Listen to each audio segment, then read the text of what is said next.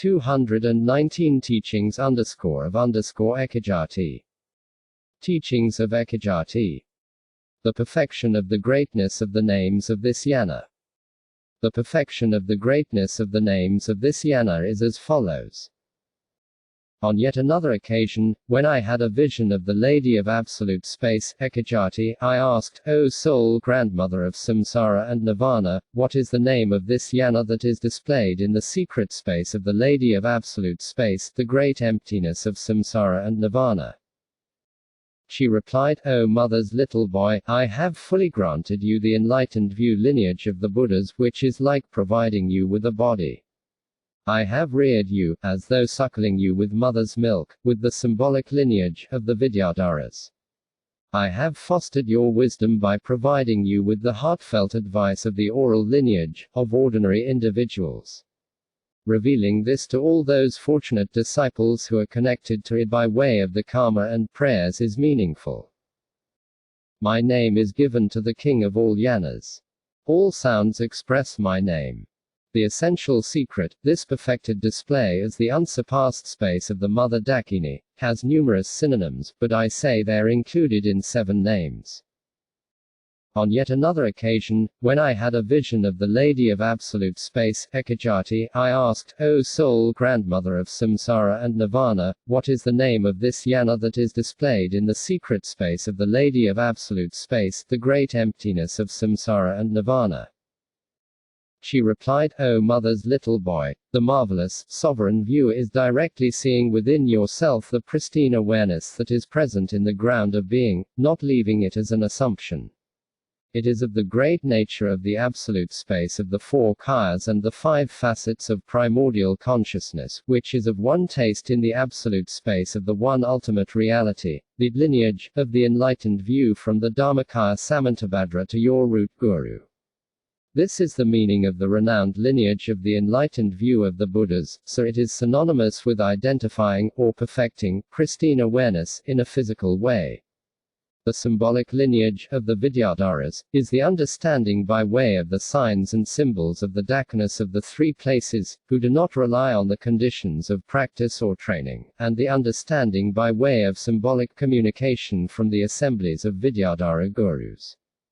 They are reared as if suckled on mother's milk. The oral lineage of ordinary individuals occurs as teachings by assemblies of Dakinas with the simultaneous power of transmission and prayers, like speech among humans. This is to be taught to intelligent individuals as heartfelt advice. Now this is revealed to fortunate disciples with whom there is a connection of karma and prayers, and it has the power to lead all those for whom this is meaningful to the state of liberation.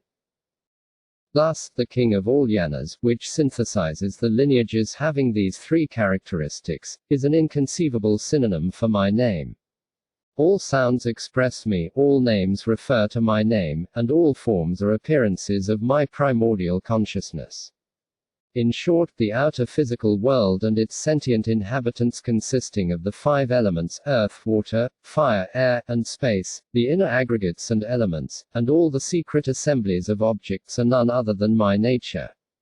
The essential secret, this perfected display as the unsurpassed space of the Mother Dakini, has numerous synonyms, but I say they're included in 7 names. Since this Dharma involves 2 great kinds of secrecy, it is called secret. Since it protects you from the dangers of concepts of the self and engaging with its characteristics, it is called mantra. It is called the ultimate, indestructible Vajra. Since the sublime qualities of all paths are distilled in it, it is called yana. Since it is present as the ultimate mode of being of all phenomena, it is called reality. Since it is the foremost of all that is to be realized, it is called ultimate. Since it is purified of all faults and stains, it is called pure. Since it fully embraces all kayas, facets of primordial consciousness, and sublime qualities of the path and fruition, it is called full. Since it is the basis for the emergence of everything appearing as various displays of purity and equality, and since it is present as the sole life force of the 3 Vajras, it is called Chitta, or heart, that is, mind. It is the perfection of samsara and nirvana. Since it synthesizes and unifies all the yanas, it is the universal basis of all yanas and is therefore called great. Since it transcends all the edges and corners of concepts, it is called bindu. Since samsara and nirvana are of one taste in bodhisattva, it is called soul. Since the nature of pristine awareness, the Shugatagarbha, is lucid, luminous, and free of contamination, it is called clear light. Since it is imbued with the 7 indestructible Vajra qualities, it is called Vajra. Since it abides as the distilled essence of all phenomena of samsara and nirvana, it is called essence. Since all phenomena of samsara and nirvana are fully embraced and consummated in the nature of the Shugatagarbha, it is called the complete consummation of samsara and nirvana. Since it is free of birth, death, aging, and degeneration, it is called youthful. Since it does not breach the periphery of spontaneous actualization, it is called Vars. Since it is like an accumulation and compilation of all facets of primordial consciousness and sublime qualities, it is called Kaya. With these words, she disappeared. With that general explanation having been presented, I shall give a more specific account of the manner in which all sublime qualities of the paths of the 9 stages of yanas are perfected. Sravakis are so called because they see that everything that appears as a self, which is the basis of grasping at I and self, is devoid of inherent nature. Pratyekabuddhas are so called because they realize all outer and inner things solely as dependently related illusory appearances. Bodhisattvas are so called because for them, the power of realizing emptiness arises in the nature of compassion, effortlessly subsuming all aspects of skillful means and wisdom. The sublime qualities of these 3 yanas that lead you away from the origins of suffering are perfect, such that the higher approaches subsume the lower ones. In Kriya Tantra, you please the deity by means of austerities and ritual purifications. In Upaya Tantra, you achieve siddhis by oral recitations and samadhi. In Yoga Tantra, there is the yoga of samatha and vipassana in which you witness the blessings of absolute space, devoid of characteristics within the great mandala of the Vajra, absolute space. All the sublime qualities and functions of these 3 yanas that evoke pristine awareness by means of austerities are perfect and complete within the single, comigent absolute space of your own inexpressible mind, the essence of siddhis.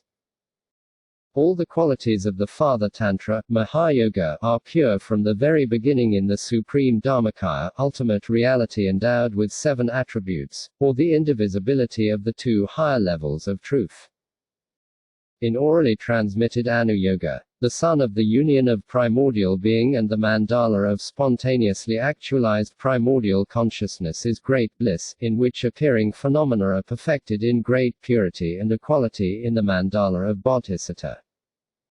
The nature of existence of the great perfection is clear light, in which the precious, spontaneously actualized appearances of the ground of being and phenomena naturally arise without bias or partiality in the one absolute space, which has no periphery or center. All such appearances, undifferentiated like gold and its glow, are simultaneously subsumed in the Dharmakaya, unchanging pristine awareness, the great freedom from extremes, and the absolute space of the ground of being, the Shugatagarbha. These individual accounts are presented simply for the sake of leading disciples stage by stage. The 7 synonyms are secret mantra Vajrayana, ultimate bodhisattva, the great perfection, the soul bindu, the clear light Vajra essence, the complete consummation of samsara and nirvana, and the youthful Vaskaya. Regarding the first, secret mantra, Vajrayana, this is the most secret of the secret teachings, the synthesized secret of the mind of all the jhānas. Thus it is called secret. This path is imbued with 2 great secrets. The concealed secret is the pervasion of the mind streams of all sentient beings by the ground Shugatagarbha, which saturates them like oil saturates sesame seeds. This is like a poor person not knowing about the presence of a treasure of jewels beneath the floor of his house. The hidden secret refers to the fact that it is not to be discussed in inappropriate places, at inappropriate times, or with unsuitable people, for the listeners may then abuse and revile the teachings. Why? Because those who are unsuitable listeners may develop false views about the Dharma that transcends cause and effect, which may finally hurl them into hell, so this must be kept secret from them. As it is said, the secret mantra is not faulty, but for the sake of sentient beings, it should be kept secret. On the other hand, those with faith should teach it to those with violent karma and to those of good fortune. All the appearances and mindsets of the three realms of samsara and all the intellectual, philosophical systems of the 8 yanas are vanquished in the nature of ultimate reality devoid of signs. So it is called mantra. The Dharmakaya, pristine awareness that is present in the ground of being, is imbued with the 7 Vajra qualities, so it is called Vajra.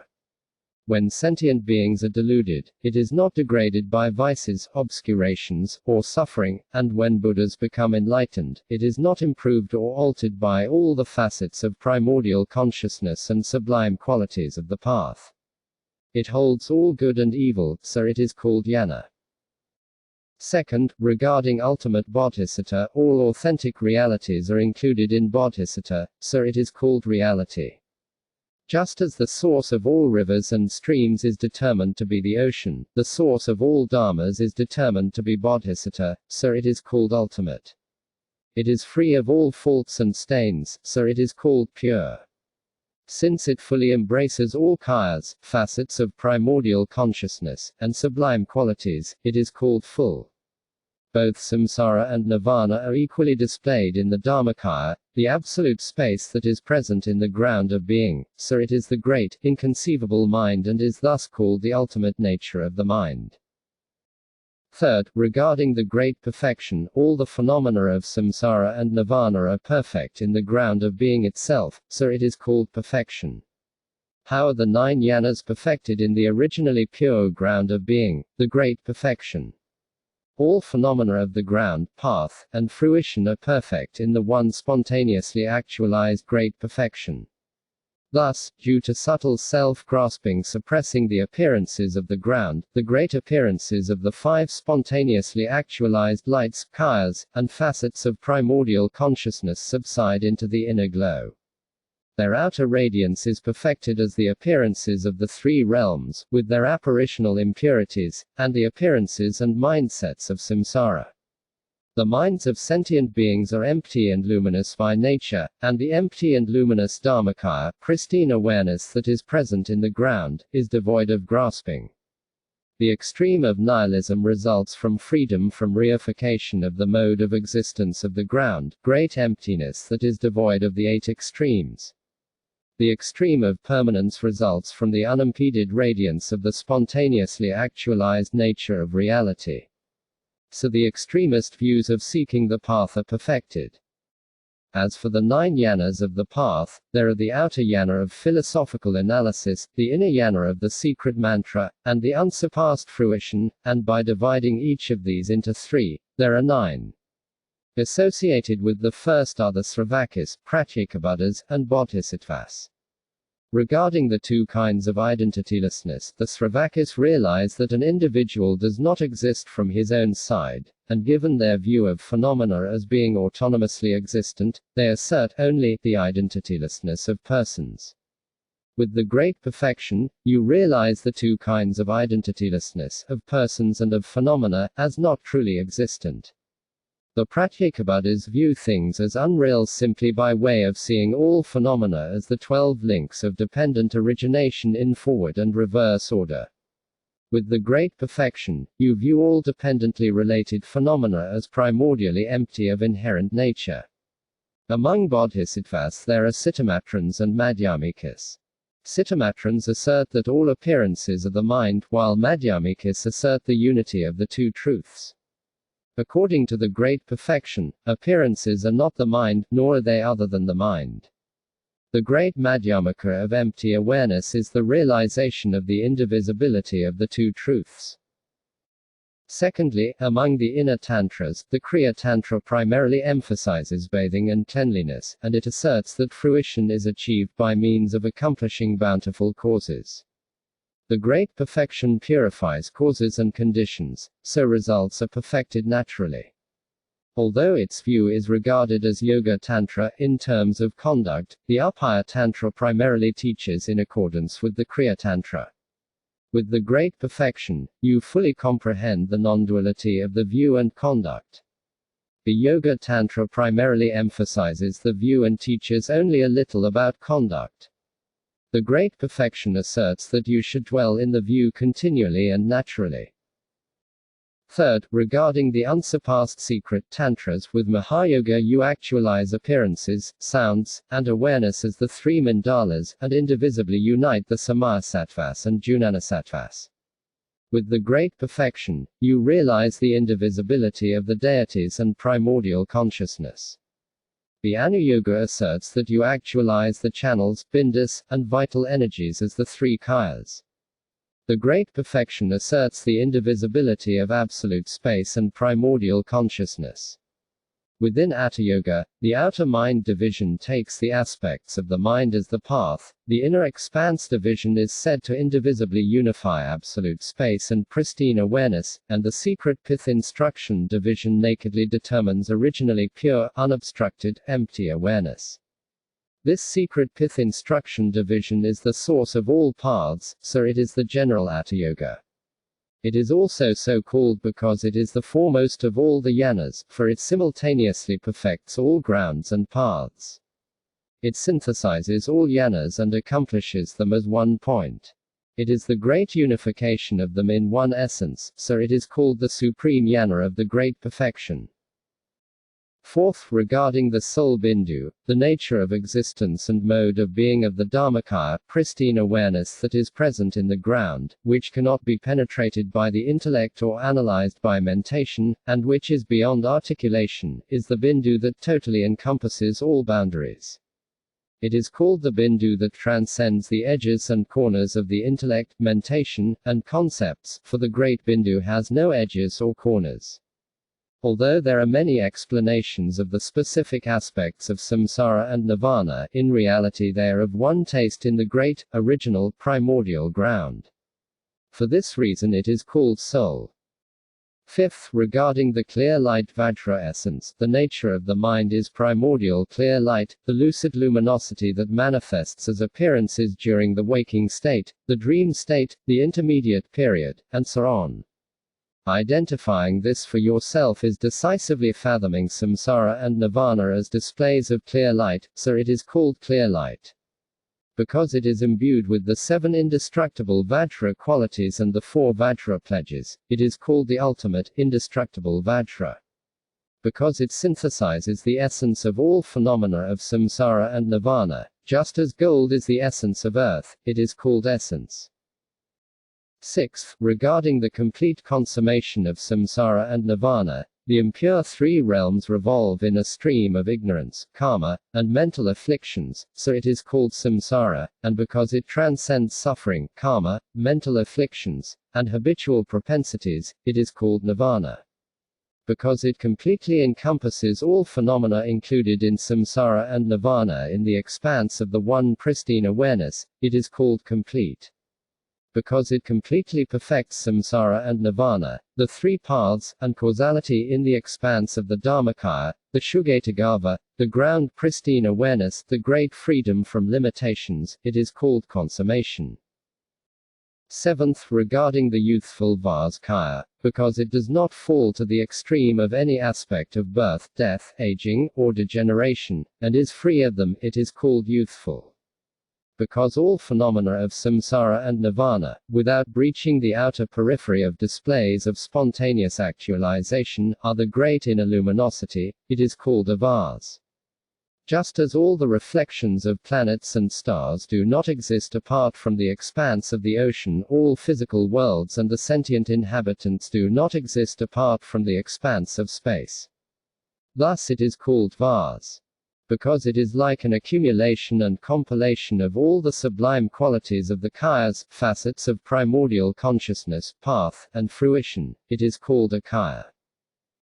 In general, the great perfection is the great absolute space that perfects samsara and nirvana and the three paths. Its nature of being is accurately determined by way of the two kinds of identitylessness. All yanas are similarly determined in this way. Some people determine this by asserting that the self alone does not exist from its own side, while regarding every other phenomenon as autonomously existent. Others assert this only as dependent origination, and yet others assert the intellect that apprehends emptiness, while saying that the kayas and facets of primordial consciousness must be approached in some other way, and so on. However, according to our tradition, all sublime qualities of the kayas, facets of primordial consciousness, path, and fruition are from the very outset primordially, naturally, and perfectly present in the ground of being itself. Truly knowing this is ascertained as the view and tenet system of the great perfection. All that has been said thus far presents the view of determining the ground, self-emergent primordial consciousness, and this completes the presentation of enlightened awareness of the great freedom from extremes.